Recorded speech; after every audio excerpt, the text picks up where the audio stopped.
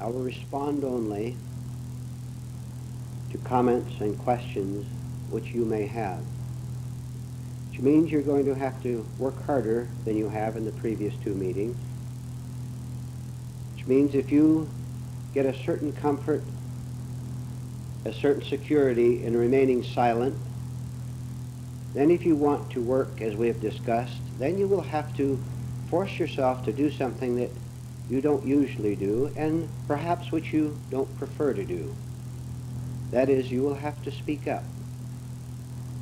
Now I'll respond either in some length of time or very briefly, depending on what it is worth, the value of it. So do speak up as you wish to, and if at any time during this entire session, this is the way the whole thing will operate today, this afternoon, if during the entire session you can't think of anything, then we will sit in silence either for the entire rest of the afternoon and say nothing, or until someone after a while wishes to ask a question or make a comment. Is this clear how we will operate today? I will not initiate, I will not start a thought at whatever, but I will respond to whatever you might have to say. And if in periods of silence you find yourself a bit nervous at it, that is good self-observation on your part, because you might prefer to have a lot of talking going on where you can sit back and see other people talking and not take a part in it, and you feel quite secure in that. But when there's silence, you don't feel quite secure as before, do you? So we can get great benefit from this sudden change in pace. So from this point on, what do you have to say? Yes? Returning to your question that you proposed last evening, do we know the difference between good and evil? In just supposing we believe in good and evil, aren't we creating opposites and fragmenting ourselves all the more? Would you repeat the last sentence again, please? In believing or even having a conception that there is such a thing as good or evil, are we not fragmenting ourselves even more by creating opposites? Let's find out what evil is, first of all, thoroughly. We've considered this many times in our other groups, but we will go over it a little bit. First of all, evil is not a judgment of one human being on another. Where I say I am good and you are bad, that is judgment. I am not good when judging you. I have an idea of my goodness, but an idea of my goodness is not goodness at all. Evil, now if you remember this, if you really see it, if you see something solidly, it solves 50 other problems. It answers 50 other questions. Evil is nothing more than being in a state of unconsciousness, of being asleep. All wars are the activity of sleeping human beings killing each other. All riots are the activities of sleeping human beings, hoaxed human beings who think they are awake. This is what you commonly call madness or insanity, which doesn't see itself as that, because it says we are fighting this war to free our country or something like that, whatever justification they give from it. Come back to the simple definition of all evil, all sinfulness, all wickedness being a state of not knowing yourself as you really are. Therefore you behave, or I behave, mechanically, and I destroy me and you with this same psychic sleep that I have in myself. Now more directly to your question, when I see this and actually experience it fully in myself and see what a mechanical man I am, then as sleep, unconsciousness falls away, so does my sinfulness, my evil, my cruelty, my bad temper, and all the rest of it fall away too. Because every time I was in this bad, irritable mood, I was in a state of sleep, but I didn't know that because I was getting a certain pleasure out of having this bad temper. Then, when I've died to this false personality, to this artificial self, then I see the whole business. Now don't leap to conclusions. I know how the mind works. When I see this and die to my mechanicalness, because I've seen through the whole thing, then I am good. Now wait a minute. Then I am good. But there is no I good. There was an I good when I was good and you're wicked. See, where there is judgment, where there's comparison. I cannot be good at all wrongly until I make him evil. How can there be good without evil? I'm an opposites. So, when you are really good, what it amounts to really is the non-existence of yourself at all, as you used to think yourself as being.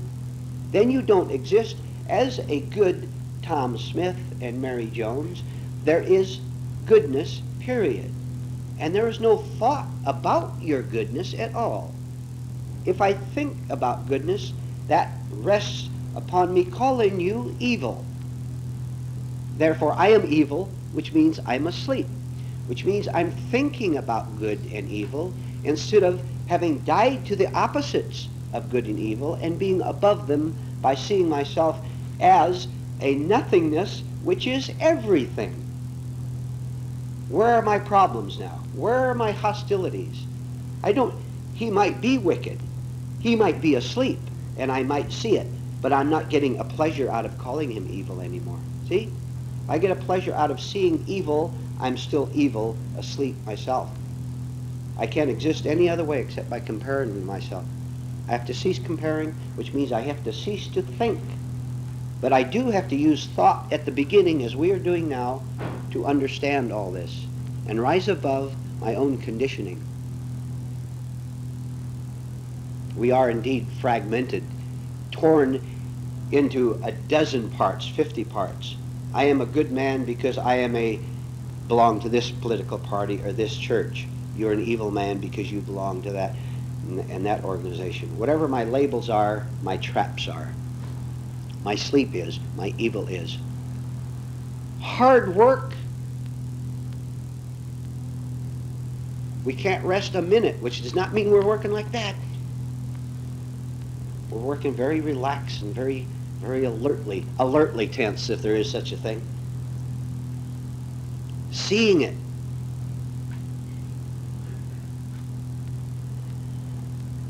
You will find yourself becoming emotionally alive in the right way.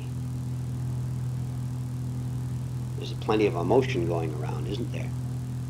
Which is all destructive, which is all ego-serving. Get rid of that and you'll get a new kind of a feeling, which is freedom from having to feel that he's evil and I'm good thereby. See? Certainly, our task is to end self-division, fragmentation, and to be whole. When I am whole, the entire world, as far as I am concerned, is whole. I am not divided from it. This is why I'm not upset when my girlfriend leaves me, when I see I'm growing a little older than I used to be, when the bill for the car mechanic's bill was twice as much as I thought it would be. I'm no longer divided from the world because I don't have a self that's trying to be separate and protect itself from it. I know you sense you have to see this for yourself. Words can only go so far in explaining it, but that is good too. From the words you go to the experience and then you see for yourself.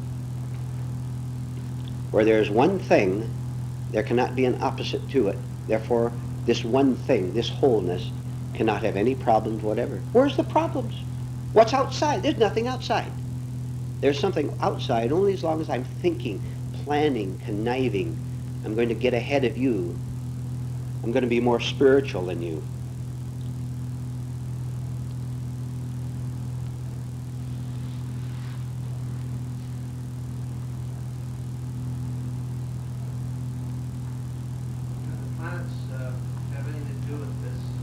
Do the what? The planets like the moons, do they affect any of this? Are you talking about astrology?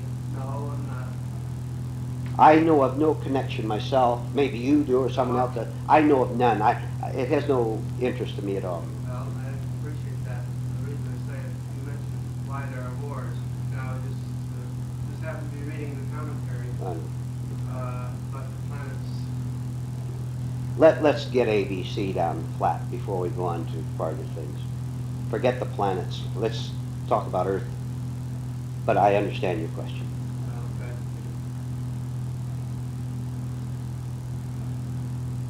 Are you observing? Are you seeing? Vernon, when we talk about or use the term hard work, that conjures up a lot of different things in me. And could you maybe express what that means in the term you're using, hard work? One way that you understand every question you give 50 answers. Hard work means to not escape my pain. Hard work means do not run away from my anxiety. It's hard work to say, I'm going to sit here and see what on earth is going on inside of me. Instead of distracting myself by going to a meeting, by taking a drink of liquor, by turning on television or whatever I habitually do to distract myself from my pain. And it was said earlier, when you start this kind of self-work, to just sit and watch yourself in operation so that you can see yourself being carried away, there is a tremendous pull in the opposite direction so that you want to take the drink or go out to the nightclub or whatever you do, get this distraction. You can just stay home and sit in that chair and be marvelously distracted. Just go into a daydream about being the Raja of a South Sea island with a harem. That's a marvelous distraction. You can stay right where you are. It means, among other things, to be so alertly watchful of your own thoughts that the minute you catch it, you put up the stop sign. Stop. We have had examples before. When you go to bed at night, this is where your thoughts start to run wild, because at that moment, sort of that drowsy state, the TV's off and you stop talking with your wife or husband, you're about half ready to go to sleep. At that moment, very often you can see your thoughts much more clearly than at any other time, because they're suddenly let loose from this distraction, all of day's distractions, and you can see them running away, just mad, this direction. I don't have to tell you about this, you know it, you can see it. But while you're lying there, you put up that stop sign, and you watch, you put up your hand like that and watch the flood just knock it over. At first it has no chance at all, it's too powerful. But you continue to lie there, your head down, on the pillow or on the bed, and just watch it and say, oh, I'm not going to do it. Right back again. You think this is easy, it's hard work. You find that over the years, even over years, it will be very little progress at the start, doing this one thing. Because you even have to become conscious of seeing how you are and have been carried away at night, or during the day for that matter. With enough hard work, the time will come when you'll be able to stop the thought before it comes in the door, so that it doesn't take you over. And as was said, I believe it was this morning, last night, it alternates. The battle rages, to use an illustration, back and forth, back and forth, back and forth. But you've caught this first glimpse of what you can do, that your essence is indeed in charge of thoughts. In other words, and this is important, listen, in other words, your whole self is in charge of the part. Up to now in your lives, the part has been in charge of the whole, so to speak. That is, this small part of your mind called mechanical memory, with all its associations and emotions and past ideas about the past, all this has been in charge of you. This is one small part of your mind. Now, the whole, which includes the part, is in charge of the part, which is as it should be. See? Instead of the carburetor of the car claiming that it's the whole car, you know what the whole car is. You see it has a carburetor, a steering wheel, a roof, and so on. You can see the whole car. So the whole car operates instead of just the one part, which claims to be the whole. And no car could function that way if the carburetor could think and claim it was the whole. Memory is claiming to be your whole self. And it has all kind of allies from both yourself and from the exterior world. I am Tom Smith, and from an investment of $20 starting at 20 years of age, I'm now 60 years of age, and in 40 years, by hard work and wise, cunning practicing and watching out for opportunities, I am a millionaire at 60 years old. See what I have achieved? This is the part speaking for the whole, and he didn't do that at all. It just happened that way. His neighbor started the same way and ended up bankrupt. This man, the millionaire, was just lucky. But the part is speaking, claiming that it did something. I am Tom Smith, the great success. Tom Smith is a very miserable human being, and he can't get enough distractions. And if he doesn't drink, then he chases women, which is just as much as an addiction. He's captured by sex thoughts, sex feelings, sex memories, instead of being in charge of his sex center, which would be the normal way for him to live had he found himself. In conclusion to this, when I am whole, I have no problems because there's nothing opposite to me at all. Which means I have nothing to do. I have nothing to see if you can do this. I have nothing to do except live my daily, simple life, planting orange trees out there, painting pictures, going to work, whatever I do, without trying to be someone. Why do I have to be anyone at all? Why do you have to be anyone? It's kind of frightening giving up all these exciting escapes by which you take yourself away from the fact that you haven't found yourself as yet. Give up the escapes and face it. See what happens. You go through this dark valley. You can't get through the valley without going into it. If you avoid it by going all around the mouth of it, nothing. Get into it, and we are here to help each one of us do this. This is what we're doing, encouraging each other to go into the valley, so that on the other side we'll be one with ourselves. And what a tragedy it is, maybe we've all done this, but what a tragedy it is to be here at the mouth of the valley saying that we have made it through and have come out on the other side. And you see many, many examples of this. Perhaps a familiar example of the ex-alcoholic who no longer drinks, but he's just as unhappy as he was before. He hasn't changed anything but a habit.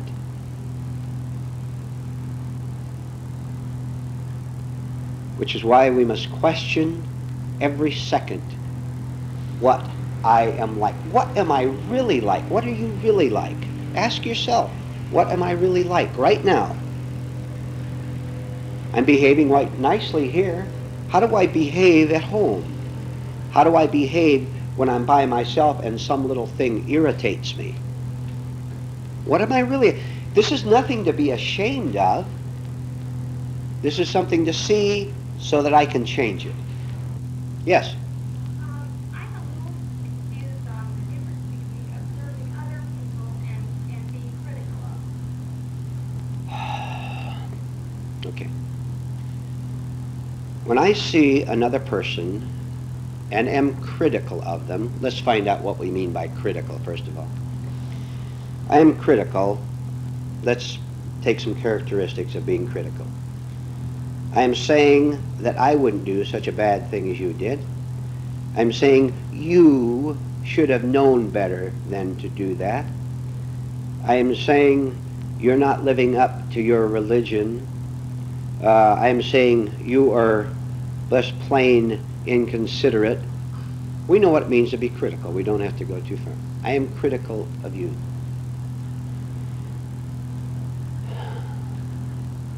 Can you look back on yourself at the minute you criticize yourself and see a faint bit of pleasure that you are getting from it?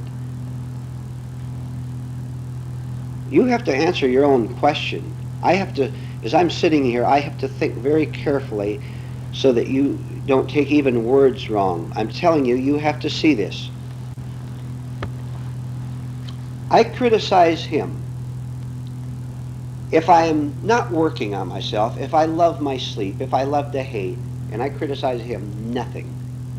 What I'm going to say doesn't apply. He's a sleeping human, I'm a sleeping human being, nothing. However, I don't want to be asleep anymore. However, I have not found the way out as yet, but I've come to a group like this and I say I'm going to start working on myself. I'm tired of living this way. I'm tired of being miserable. I'm tired of being your slave and pretending that I love you. And I don't really. So I criticize you. And I've heard that I have to turn back my observation on myself at the same time I do something, at the same time I criticize you. I criticize him, and if I'm able to do it, and believe me, this is work in itself, the same time I say you are terrible, I turn back on myself and I try to see as many things as possible about myself. One, how beautiful. For one split second, I didn't feel pain, my pain of my own lostness for a minute, because this excitement of criticizing him had given me temporary relief from it. Just temporary. Admit it'll come back worse, because now I'm going to feel ashamed after behaving so badly toward him. I look back at myself and I see I had a motive for it, among other things. But most of all, and I'm sorry, there's no way I can tell you this, explain it to you in words, but I'm going to try.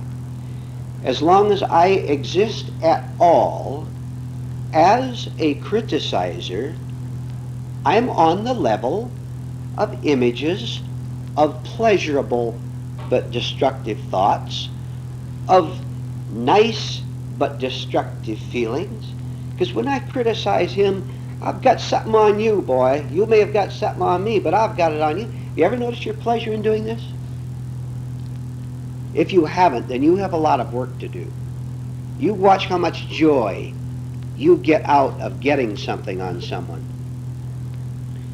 This joy, in quote marks, not only is destructive, but it is a part of the cement that keeps the false you into place. And it is composed of many things, composed of thoughts, of mechanical feelings, false sense of pleasure, a need to prove that I exist as being superior to you. And of course, I criticize him for taking my parking place, and yet I think very evil thoughts of how I'd like to meet a girl and ruin her life. I don't see what a sick human being I am. I criticize him for that, and I never see how I could ruin some girl's life if I had a chance to. See how evil? So there are many things involved in it. Then the time will come when I'll be able to see insanity out there, insanity, without it being an unconscious projection of the insanity of my artificial personality, of my false sense of self. You're insane, I say angrily to him. I am too. You can tell it by the expression on my face, how I need to do that. See, I'm ready to fight him. When I've understood all this, then you see, if you can take this, you see through the eyes of God, of truth, of pure reality, of purity, of innocence. Because then you have, or I have, no compulsive need to criticize him. I can see that he did something that was self-defeating to him, but I don't need to see it. I don't need to go around finding evil, which is very easy to do. If I've got evil in me, it's very easy. Anyone is a target for my insanity. See? You'll have to experience this to simply see the difference between projection and seeing without judgment. And you can catch yourself making an error in this as you practice, and that in itself will be very beneficial. Because if you can catch yourself in a lie, giving the wrong motive, I told him off for his own good, you've heard that, or I told him off for this or other reason, can you throw your attention back on yourself and see your real motive for doing it, then go deeper than that, and seeing that there was a self there, an I there. Then indeed, maybe at certain times you might speak rather sternly to people, but there will be no need to hurt them or to prove yourself. And I might ask, don't you think there's enough hurt and enough heartache and viciousness in this world without us as a group adding to it? So if we really want to contribute something to the world, we contribute it first to ourselves, then this oneness, this wholeness, has nothing but of itself to give. You understand that? Do you know what you give? Do you know what you and me, myself too? Just go around the room. Each one of you gives what you are. How can it be anything else? How can you give anything except what you have? And what you have is what you are. And believe me, the exteriors of being a charity worker, of going to church, have no effect whatever on it. You can do that and still give madness to the world and give heartache to the world. So if I want to be good to you, I have to be good to me. They are inseparable. That's the only morality on earth, is for me to work real hard to change myself so that I don't cut you down, which gives me pleasure in cutting you down and criticizing you. Then, if I see you do something self-defeating and you want to work on yourself, I can make suggestions to you. If you don't want to work on yourself, then I have nothing to say to you at all. We don't try to change the nature of the dog that's been running through here because he's not able to understand these things. And most human beings are unable to understand them. Yes, Rudy. How does daydreaming lead to violence? The question was, how does daydreaming lead to violence? First, do any of you daydream?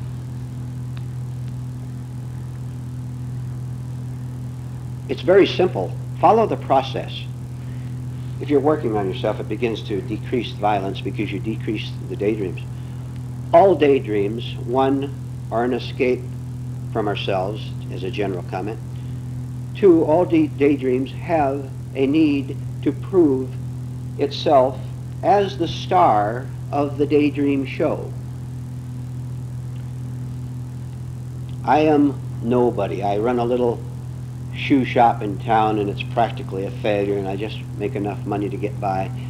So my substitute for my misery, and by the way, I could run that shoe shop and make just enough to make money and be a perfectly happy and free man, but I don't know that yet. And so I'm a young man, old man for that matter, and I daydream all day long between putting nails in shoes. I dream about myself being a successful, politician, military leader, somebody. I'm going to be somebody in this world. And I'll interrupt myself to give you an example of how you see this very commonly. I was in a library once, many years ago, and a man came in that I knew faintly over the years in Los Angeles. He was a middle-aged man, 40, 50, who knows. And I wasn't talking to him, but as he went out, he made a quick comment to the librarian as he passed out, and he said something like, "Boy, at my age, I better start trying to be someone." You could see this man's whole past and his future in that one comment. He wanted to be someone, not realizing that he doesn't have to be anyone at all, except a man who understands what he and life is all about. So, in the center of my daydreams is me, the star of the show. What? You name it. What are your daydreams? The great lover, the conquering hero, the spiritual leader, the great author, the you name it. I am in the center of this. And I will tell you that when you are controlled by daydreams, to get to the question, You have no conscience whatever. This is so, you're just not going to believe. I know you're not. You're not going to see it. You're not going to see 1 inch when you should see a mile, but it will go ahead. When you live in daydreams, from daydreams, and they have taken you over and possessed you, because you are in a state of sleep, this means you cannot see anything except this compulsive, mad, insane drive to get what you want in order to be someone, so that your daydream, which is all alone in that little shoe shop, will be the center of admiration of thousands of other people, or at least the new girlfriend of someone else. See, boy, when you have to confirm your own illusions, it isn't easy. So you have to go out and get all the allies you can, who will be on your own level, by the way, because they're doing the same thing. You're going to be trading. And so you do what you can to try to make yourself publicly prominent, either with one other person or as many as you can get. When this daydream becomes so hardened and so fixed, it just automatically and naturally leads to violence. Whether being cruel to this new woman or this new man you met, or to your wife or to your children, or to anybody that you can be cruel with and get by it. And it'll all be justified. And if there are other people, by the way, who are also captured by your daydream, which is quite likely because like attracts like, and people with similar daydreams come together and they say, ha, now there's 2 of us, let's pounce on him. And so they do. And so this leads to violence. Violence is mechanical unconsciousness. So if you don't want to be violent anymore, and I don't, and I'm not talking about necessarily physical violence, you can be the beginning of violence to have a hard, cruel look on your face, cut someone down with a look. See? That is violence. That is cruelty. So if you don't want to be violent anymore and destroy yourself with your own violence, then do what we suggested before of trying to interrupt your thoughts at bedtime or all day long. Interrupt them at any time you can. And all these other exercises that we had earlier today will help you do this. Everything works together. Everything you have heard works toward the idea of wholeness, of non-fragmentation, of finding yourself, of giving up violence. Everything contributes to everything else because it is one whole thing. And finally on this, I must cease to love violence. I must cease to love it for its distraction value, for taking me away from my own pain. When I'm violent and in an agitated mood, isn't that wonderful? I can temporarily leave behind the fact that my wife left me, and that I'm 60 years old and I've been a flop all my life financially. So I turn to violence. I will tell you again, finally, on this. Do you see, I'll put it in the form of a question, do you begin to see that you don't have to be anything or anyone at all? Because you are indeed, and I am indeed, nothing at all. And in that is our freedom. If I am someone, I have violence, I have fragmentation, I have pain, I have anxiety, and there's no end to it. There's no end to it. If I can begin to see this, I can start reversing the process. Why is it that it's so hard for me to give up what I call my individuality, this separate identity? The question was, why is it so hard for me to give up my so-called individuality, which is the same thing as false personality, which is the same thing as a mechanical man, which is the same thing as misery? Right down to the very base of it, to get right to the bottom of it, is the fear of death. Because all I know of myself is what I have imagined of myself. Look at the 1,001 labels. Start with labels and naming again. And notice, by the way, how all labels do have opposites, and I will give some of them. Here I'm talking out loud. Here's a man working on himself, we'll say, talking out loud, trying to work. This is fine. I have labels of myself being a failure. My neighbors are more successful than I. That's a label. He has labeled himself a failure. And that gives him a certain amount of pleasure, by the way, because now he can hate. Life has cheated me. I have a right to have your dough.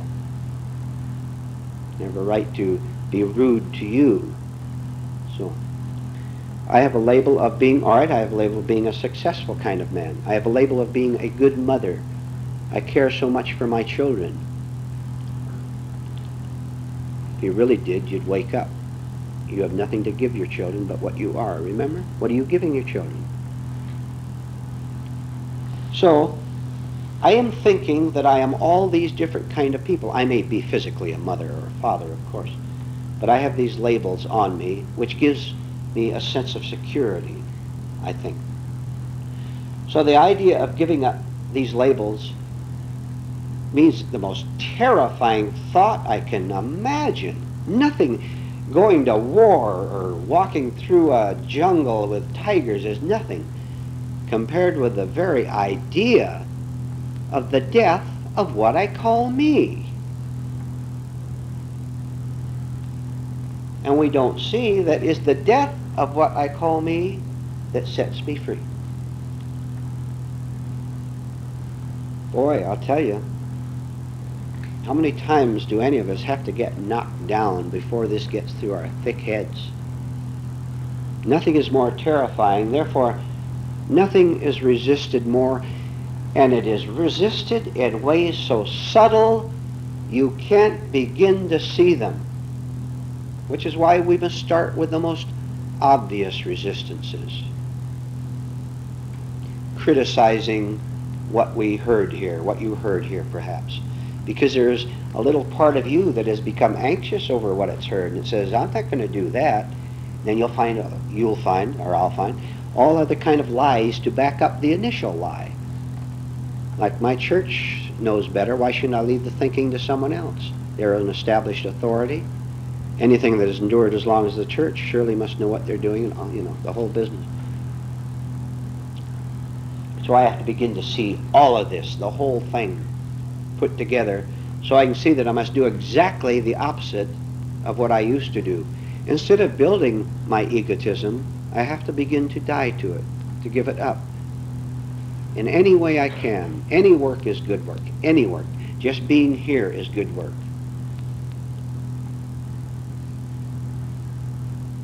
Then when I have passed, shall I quote? Then when I have passed through the valley of the shadow of death, I understand the most startling thing that ever occurred to me in my life. You'll sit there in your chair and you'll gasp for about 15 minutes once you see it.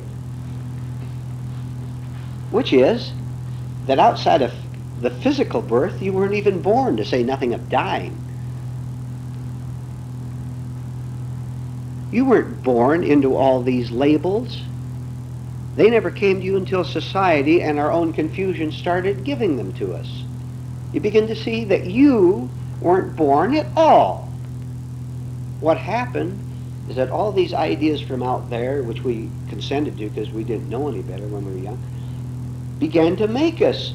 Me, the born John Smith, born in so-and-so at a certain year, and at 15 he became interested in electronics, and at 20 he went to college, and at 25 he was already head of the say the word for me, the company who sell all these electrical things, not seeing that society gave him this label. Now, this is him, this is me,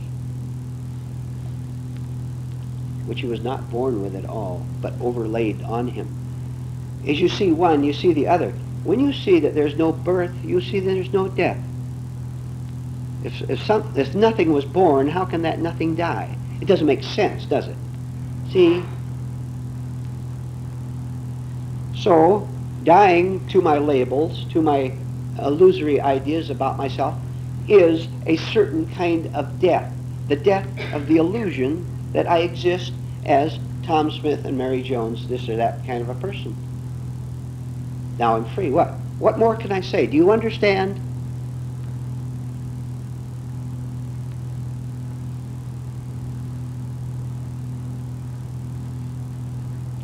Look back.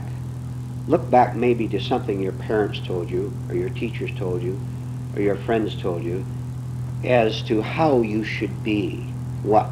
You should be good, you should be successful, you should be independent, you should be a go-getter, you should be a married woman and raise a nice family. What they told you to do didn't work out the way you thought it would, did it? That should be a clue that someone put ideas into our sleeping people, made us asleep. But this is as far as we're going with it. Now we're going to reverse and drop it all off.